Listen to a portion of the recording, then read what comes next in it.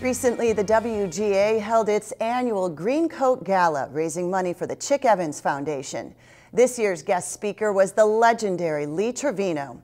He shared insights on a number of topics, including Chick Evans and the foundation that's given so many a chance for a college education. I spent a lot of time with him. I mean, he and I were a lot alike, to tell you the truth.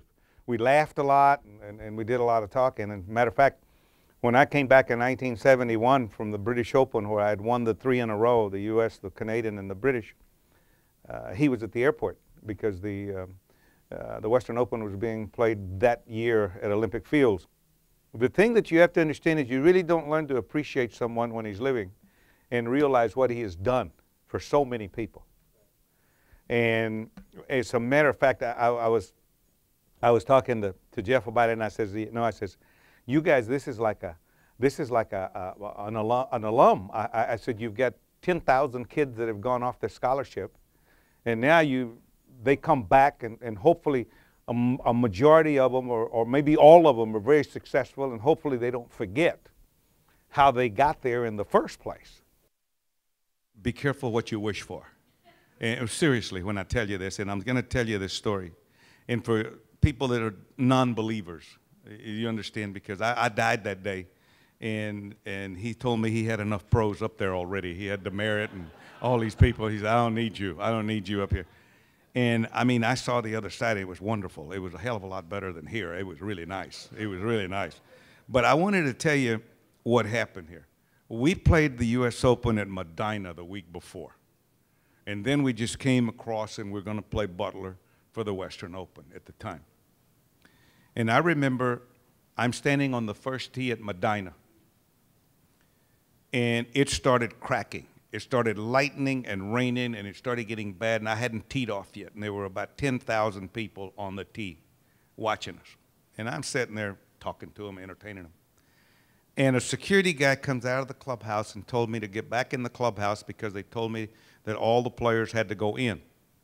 And I said to him, I said, listen, what about the people that are standing here? Where are we putting them? And he says, well, I don't know about the people. He said, they told me to bring you in. And I said, I'll tell you what, forget it. I'm going to stay right here and entertain my people. And by the way, I said, don't worry about it. I said, I'll take a 1-iron out, just hold it up. I said, because God can't even hit a 1-iron. Now, you know what happened the next Friday on the 13th hole at Butler? I got zapped. But you had an 8-iron. I had a 6-iron. Okay. Par 3. Hit it 3 feet. Yeah. And I'll tell you what. And I went down there, and the problem is that I sat next. It hit the lake is what it did. It hit the lake, went out. Hit me, Jerry Hurt. Jerry Hurt never played again.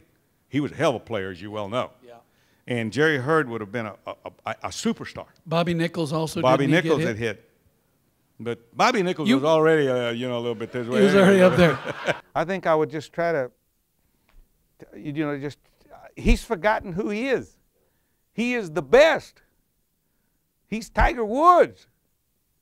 You understand? I mean, there's no one else like him. He's won 14 majors. He's won 73 golf tournaments, or 4. I mean, that doesn't go away just because he got hurt. I mean, he didn't lose his talent. I think he's going to come back. How do you feel the direction of the PGA Tour is going with all the gurus, with all the fitness, all the mental coaches, all the video? The players don't really own their swings, do they? They don't own anything. I mean, I don't understand. Listen, they're going now to press conferences, and they've got masseuse. They got a guy that tells them what to say. They've got a guy that what to eat. What to eat. Mental, yeah. And are you kidding me? A 6-pack of beer and a bucket of fried chicken, and I'd kick your ass tomorrow in a minute. Hey. It's always fun to hear from Lee Trevino, and this year's event raised $800,000 for the Chick Evans Foundation. Well, Chicago area courses have settled in for a long winter's nap, but for several courses like the Mount Prospect Golf Club, next season will bring more than the usual spring reawakening. After significant renovation, it's more like a rebirth. Back on June 17th, the Mount Prospect Golf Club closed its fairways to begin an ambitious renovation project. The idea to update this nearly 90-year-old classic was born of a need to fix major structural issues. This project was started because the irrigation system at the course was over 30 years old. It was crumbling from underneath. And also the drainage really needed to be repaired too, to move water off the course, but also store water to feed the irrigation system. So that was the impetus of the project. And then it was, well, if we are going to dig up the golf course to do all that work, then why don't we put it back using the space that we have in the best possible way? The golf course actually sits on a relatively small parcel of land in a quiet residential neighborhood. Trying to use every last bit of land efficiently required thinking outside the box. You know, it's a little bit like packing your trunk. You've got room for 7 suitcases in your trunk sometimes, and you need 7.5, or you need to fit your wife's purse in there or something. And you just have to keep turning it around until they all fit. When all was said and done, only 5 holes were completely redesigned and rerouted, but that's not to say the rest of the course was left alone. The entire course was stripped down to the clay base in order to deal with the water issues, creating some interesting topography. Well, one of the things we had to do was move dirt out of the way and save the topsoil. You can't make any more topsoil. So the big mounds were basically just holding areas for the dirt that had to be moved in order to put in the drainage system and the sprinkler system. And for the drainage system, that literally involved miles and miles of pipe. Some drains were as big as 24 inches around. So it's moving water off the golf course in the most efficient manner, and then you follow that up by installing the irrigation system, which is obviously going to be used to keep the course alive during its lifespan. Probably the most important aspect of the project was the building of the greens. All 18 were built from scratch, adhering to strict USGA guidelines. What we see here is the rough shaping of a green, basically how a green starts. It's all this clay soil that they use to make the contours, and then they cut out this like bowl where the other under drain is going to be. This is the second phase in building a USGA green.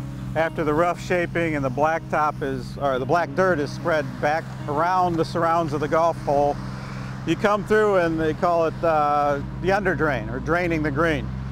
And these drain tiles, 4-inch wide, will be, I think, placed about 6 inches below ground and then covered with about 4 inches of pea gravel. What you're seeing is the final phase of USGA green. It's the under drain is installed, the pea gravel is on top of there, about 4 inches of that. Then it finishes off with 12 inches of USGA sand mix, which has a little bit of organic in it. It's not 100% sand, just for growing. And then what they'll do is smooth this to the exact contours and then plant it. So this is almost done. It was a race against time and the elements to get it all done, but the grass was seeded and the project completed before Old Man Winter came a-calling. Now it's time to sit back and wait. Well, there's no question that this was a great golf course before. I think it's going to be an even greater golf course now. Certainly more difficult, but it will be fun to come back here and experience something new after the same thing all these years. Well, where we are now is basically done. The course is laid out, shaped, and planted the way it's going to be. All of the heavy machinery is out of here. We just need a nice mild winter and a great early spring, and we'll be ready for play in the summer of 2015. Look for Mount Prospect to have a few touches of Seth Raynor's renowned Shore Acres, opening next summer. We have one last break to take. When we come back, we get some pointers and thoughts from the man known as the Great White Shark.